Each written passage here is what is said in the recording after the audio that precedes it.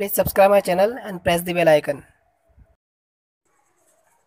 Hi friends, कैसे हैं आप सब लोग। दोस्तों, आप सभी का स्वागत है मेरे यूट्यूब चैनल के अंदर। दोस्तों, आज मैं आपके सामने फिर एक इंटरेस्टिंग टॉपिक लेके आया हूँ जिसका नाम है हीमेटोपोइसिस। आज हम बात करेंगे कि अपने बॉडी के अंदर different type of blood cell RBC, WBC और प्लेटलेट्स का फॉर्मेशन कैसे होता है, इनके बारे में आज हम डिस्कस करेंगे। तो सबसे पहले हम बात करते हैं हीमेटोपोइसिस की डेफिनेशन की। हीमेटोपोइसिस की डेफिनेशन क्या होती है? Hematopoiesis is the process in which the formation of different type of blood cell which is called as hematopoiesis. मतलब हीमेटोपोइसिस का मतलब क्या है यहाँ पे? हीमेटोपोइसिस का मतलब ये है कि अपनी बॉडी के अंदर डिफरेंट टाइप की जो ब्लड सेल का फॉर्मेशन हो रहा है ना, उसे अपन हीमेटोपोइसिस बोलते हैं। इसकी अगर दूसरी डेफिनेशन की हम बात करते हैं तो hematopoiesis is the process in which the formation of all of the cellular component of blood and blood plasma which is called as hematopoiesis। आई बात समझ में आता है? मतलब अपनी बॉडी के अंदर different type of blood cell का फॉर्मेशन होने की जो प्रोसेस जो होती है ना, उसे अपन बोलते हैं हेमेटोपोइसिस। आई यहाँ पे क्लियर हुई बात? क्लियर यहाँ पे? दोस्तों, इसके बारे में हम बात करते हैं इसके इंट्रोडक्शन की। इंट्रोडक्शन क्या है, तो उससे पहले मैं आपसे ये बताना चाहता हूँ कि दोस्तों, अगर आपने मेरा चैनल अभी तक सब्सक्राइब नहीं किया है तो प्लीज़ इसे सब्सक्राइब कर दें और बेल आइकन दबाना ना भूलें। अब अब अपन बात करते हैं हीमेटोपोइसिस का इंट्रोडक्शन की। बात करते हैं कि हीमेटोपोइसिस का इंट्रोडक्शन क्या है। तो सबसे पहले मैं आपको बता दूं कि दोस्तों की जो एम्ब्रियो जो होता है ना, एम्ब्रियो की स्टेज जो होती है ना, एम्ब्रियो की स्टेज के अंदर जो ब्लड सेल का फॉर्मेशन जो होता है ना, एम्ब्रियो की स्टेज के अंदर जो ब्लड सेल का फॉर्मेशन जो होता है ना, वो यॉर्क सैक के द्वारा extra embryonic membrane yolk sac के द्वारा होता है। जो कि क्या करती है, अपने जो डेवलपिंग जो एम्ब्रियो जो होता है ना, उसको नरिशमेंट करने का वर्क करती है यॉर्क सैक, और उसी से क्या होता है, different type of blood cell का फॉर्मेशन होता है एम्ब्रियो के अंदर। यहाँ पे मैं सिर्फ एम्ब्रियो की बात कर रहा हूँ, एडल्ट की बात नहीं कर रहा हूँ। यहाँ पे एम्ब्रियो के अंदर जो ब्लड सेल का फॉर्मेशन जो होगा ना, वो यॉर्क सैक के द्वारा होगा।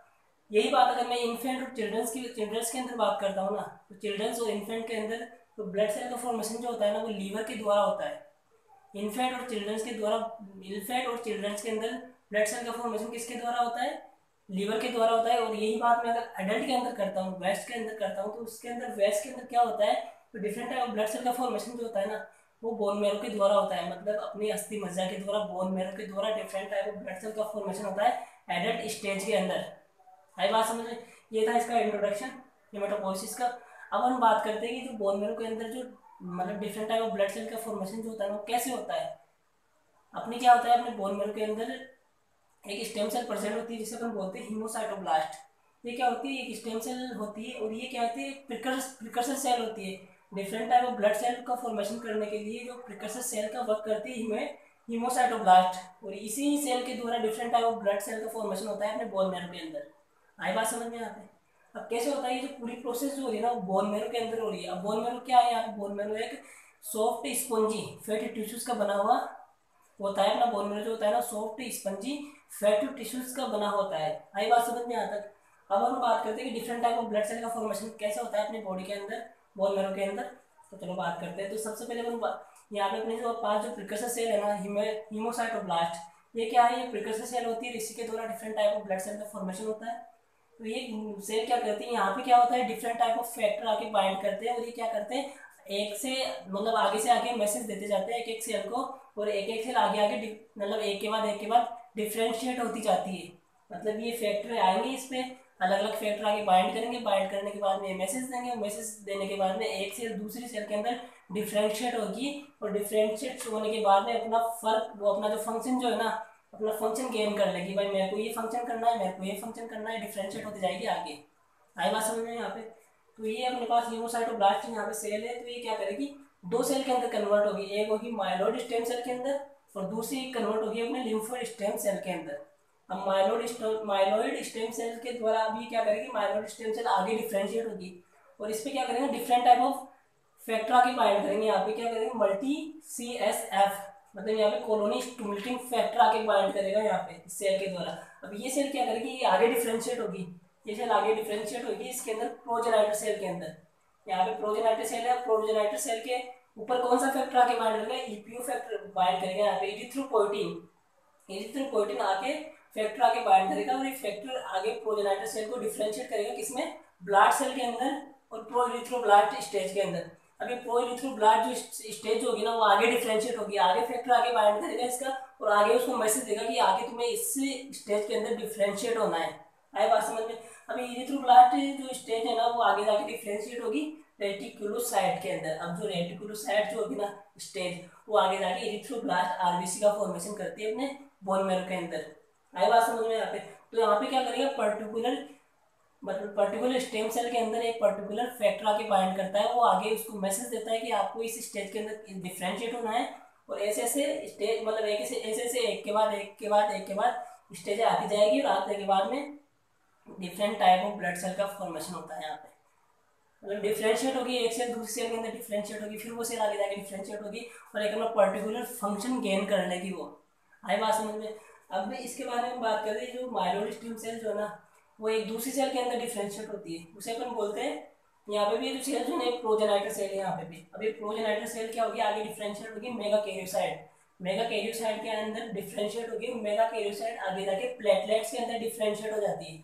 आई बात समझ में यहाँ पे?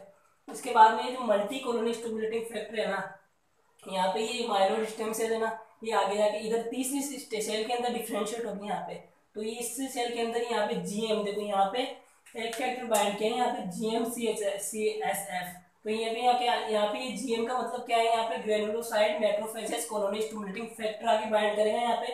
अब ये फैक्टर आगे बाइंड करेगा तो आगे जो ये सेल जो है ना डिफ्रेंशिएट होगी, मतलब different type of blood cell के अंदर, मतलब different type of precursor of blood cell के अंदर डिफ्रेंशिएट होगी। आई बात समझ में? अभी ये एक सेल आगे डिफ्रेंशिएट होगी जिसे अपन बोलते हैं माइलोब्लास्ट सेल या माइलोब्लास्ट स्टेज सेल। यहाँ पे क्या करेगा, यहाँ पे GCSF मतलब ग्रेनुलोसाइड कॉलोनी स्टिमुलेटिंग फैक्टर आके बाइंड करेगा इससे, ये सेल क्या होगी, फिर तीन अलग अलग सेल के अंदर डिफ्रेंशिएट होगी जिसे अपन बोलते हैं मायोब्लास्ट सेल ही होगी वो भी यहाँ पे। अब ये तीनों मायोब्लास्ट सेल जो होगी ना, ये सेल जो कि आगे डिफ्रेंशिएट होगी इसमें, जिसे अपन बोलते हैं बैंड सेल। अब ये बैंड सेल आगे जाके डिफ्रेंशिएट होगी बेसोफिल के अंदर। यहाँ पे भी माइलोब्लास्ट सेल है, ये भी आगे जाके डिफ्रेंशिएट होगी बैंड सेल के अंदर। अभी बैंड सेल आगे जाके यूसिनोफिल का फॉर्मेशन करती है यहाँ पे। और यहाँ पे जो माइलोब्लास्ट सेल जो होगी ना, वो आगे जाके डिफ्रेंशिएट होगी बैंड सेल के अंदर। और बैंड सेल क्या करेगी, यहाँ बैंड सेल फिर आगे जाके डिफ्रेंशिएट होगी न्यूट्रोफिल के अंदर। आई बात समझ में? यहाँ पे क्या होगा, यहाँ पे एक मतलब एक सिंगल पर्टिकुलर प्रिकर्सर सेल से different type of blood cell का फॉर्मेशन हो रहा है, यहाँ पे डिफरेंट टाइप के फैक्टर आके बाइंड कर रहे हैं यहाँ पे। आई बात समझ में? फिर यहाँ पे क्या होगा, ये जो सेल है अपने पास प्रोजेनाइटर सेल, ये एक और सेल के अंदर डिफरेंशिएट होगी यहाँ पे अलग सेल के अंदर। इस पे क्या करेगा, ये फैक्टर आके बाइंड करेगा MCF macrophages colony stimulating factor आके बाइंड करेगा, जो कि इस सेल में अब जो ये सेल बनी है यहाँ पे, इसे अपन बोलते हैं मोनोब्लास्ट सेल।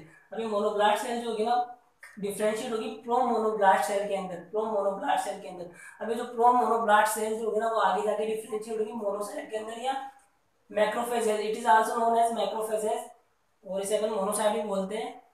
आई बात समझ में?